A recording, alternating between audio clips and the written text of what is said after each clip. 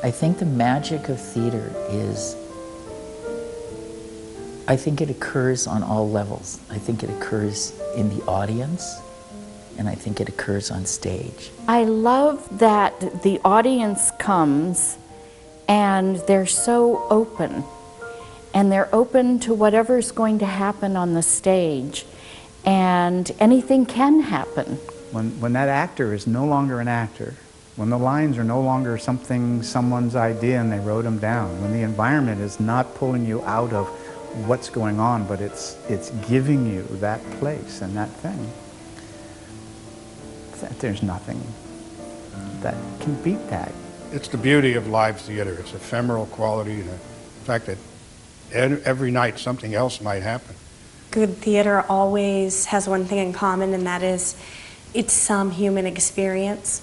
I like the fact that there is a relationship one has with the people on stage and with the audience that is intimate and it's instantaneous. There's fresh stuff that's being invented every night, every minute, and that's so exciting. It is live, in person, bam. I love that.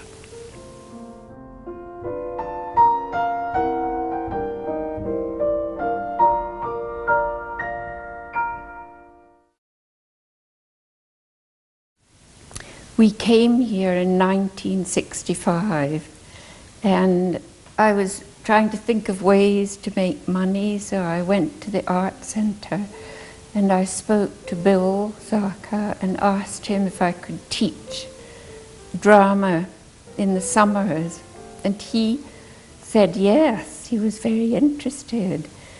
Then Bill, he was so enthusiastic, he said to me, why don't we put on some plays with the community? We did plays in the Nichols studio. I think I did that from 1966 to 68.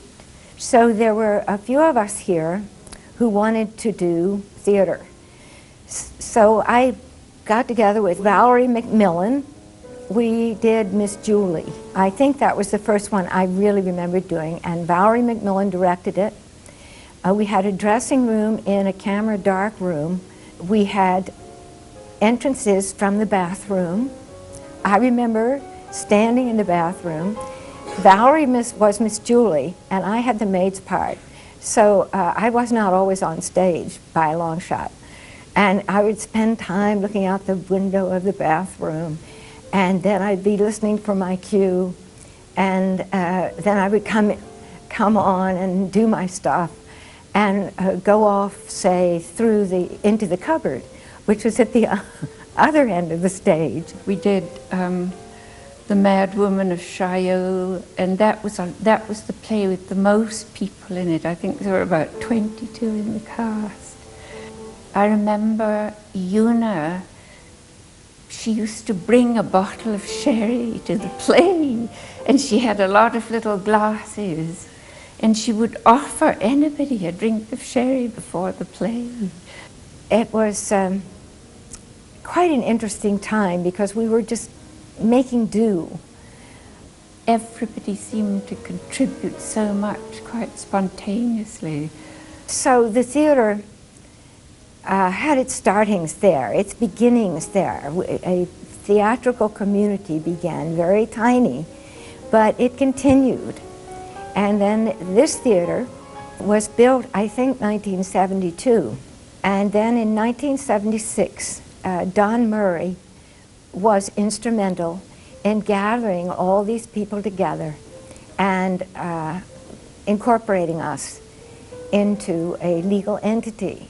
The Art Center used to have movies every week, and next to the ad for the movie, there was a notice for this audition for this first play, which is going to be called The Visit.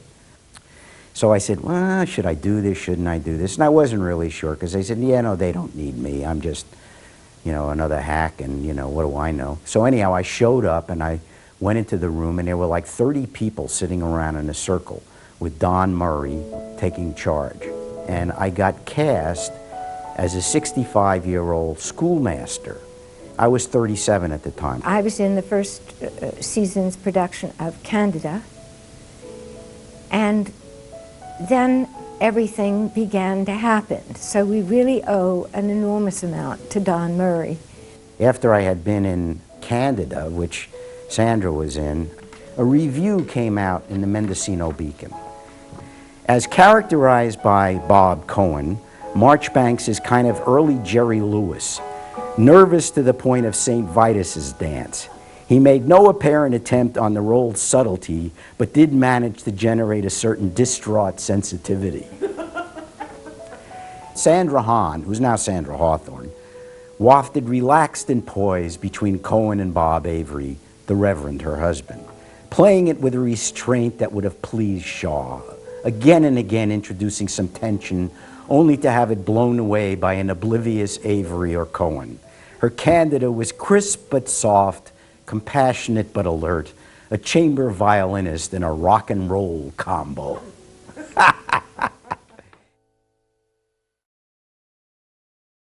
It was MPAC when I got involved, Mendocino Performing Arts Company. It was 1978. I was working at the Seagull, and one of the patrons there, Lou Harris, had mentioned to me that there were auditions happening. It was 1994. I had seen that there was a local theater company here, and so I thought to myself, well, maybe if I go down there, maybe somebody will have something for me to do. First show was Lost in Yonkers. Bob Cohen directed. And I did the sets and the lights. I built it and painted it in my shop and went right at it first time out. 15 years ago now, how is that possible? But there you have it. Roughly 15 years ago, I stage managed a play I can't remember the name of. Paul Bennett Townsend was in it, and he had a heart attack. That's all I remember. In 1982, I was courting somebody that I was interested in, and at that time she was in a show. And I realized that if I wanted to have anything to do with this person, I'd better get involved with theater somehow. Sue Lynn was doing The Crucible, directing it, and having a hard time getting men. And my good friend Helen Daggett just tipped her off. She said, I know where there's a man you could, if you'll cast him. It was in late 1989, and Sandra Hawthorne asked if I would design sound for her play called Woman in Mind. So I said, it's a nice play. I mean, there's some bird song, there's rain, there's a dog. I thought, piece of cake. No, it was not. Bach was easier. I don't think there's anything in theater that I haven't done. I was an intern, cleaning person, assistant stage manager. I've taught acting workshops, I've acted in plays, I've directed off and on throughout. I was assistant director on a show, I did costumes, I ran lights. I've directed about, it's either 11 or 12 plays. I, to this day, can't remember whether I was called artistic director or managing producer or directing producer or production manager. Assistant stage manager, a stage manager. I've directed, I've acted, I've done lights. Board member, artistic committee member. Stage managing, light design, directing. I've been an actor and I've been a director. I did Thunder for one production. We should have little, pins like Girl Scouts or something. Yeah, I made a costume. I made the underpants for the underpants. Yeah!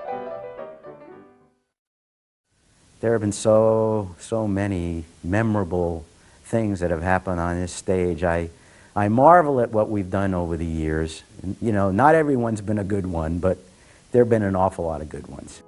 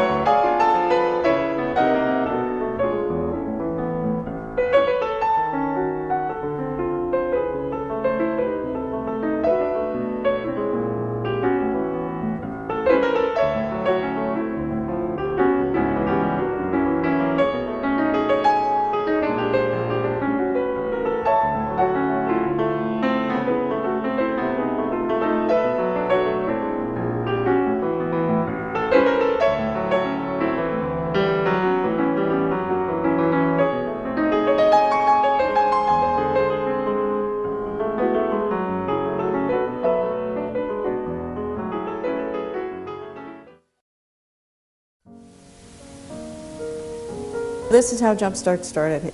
Doug was producing director, Doug Warner. Jeff Warner was the director of the Mendocino Rec Center. And Doug and I had talked often about doing some classes for children. And the three of us sat down and talked about what it would take to do a performance. So this was in 2000. And we did a script of Alice in Wonderland. And we had almost 20 kids. And because Alice was such a main role, we had 4 different people playing Alice. We had good audiences. We thought, okay, we're beginning something here. But in a sense, you might say my main role of all that I take at the moment started about 7 years ago when Kathy O'Grady invited me to begin a teenage wing of her Jumpstart Young People's Theater group. I had an after-school program, and the climax would come every summer when we would present a fully produced play, sometimes at the Matheson, and now we're doing regularly at the Shawnee in the brochure as part of the MTC season. Thursday night, I went to see Dog Sees God. And everybody in that cast were Jumpstart kids. I didn't work with every one of them, but Dan has. And to see their commitment and their seriousness, I feel like I can take off my cap and pass it on. Rarely a show that went by that somebody didn't pull something. There was the dresser, of course, where Carrie Warner had crafted a very small little penis that she put in the bottom of Doug Warner's teacup. And so he had finished off the tea and saw that. That was fun. I was in something called Over the River and Through the Woods that was directed by Kathy O'Grady. Donovan was my husband, and he came on. We each had a little mini monologue that we'd delivered at the beginning. He came on, delivered his, and I came on and went, what is, when, what, that, and he cut me off right away and rescued me. We had a nice audience one afternoon of tour group it was, I believe, nice old ladies and stuff. They're sitting in the audience and probably thinking they're at home watching television. And Joanna lists all the things I'm supposed to do for her, and now that she's shown up on my doorstep in Hollywood, to get her into the movies. And I look at her, she has this whole list of things, and I say to her, and who do you suppose is going to make this dream of yours possible? Some nice lady in the third row gets up, points a finger at me and says, you are. It was during All My Sons, and I played the mother. And I was to change out of a house dress into her black net cocktail dress for their evening out. I was looking at Lee Edmondson, who was playing the son, and his face was transformed into shocked amazement. It'd be one way to describe it. I had sat in the dressing room, sat down on my white bra, having put on a black bra for this costume, and it had stuck in the net of the costume in the back. So I walked on stage with this white bra hanging from the back of my costume. And somehow, I didn't know it, Lee somehow got behind me, unhooked the bra, and hid it behind a cushion on the couch. I really have no idea how he did it. We were rehearsing Enchanted April, and Beth Richmond, who has done this 100 times in plays, and you know, there's always that moment where you have a love scene with somebody and the two actors have to find their way to the intimacy with each other and get comfortable with it, and there's an awkwardness in that.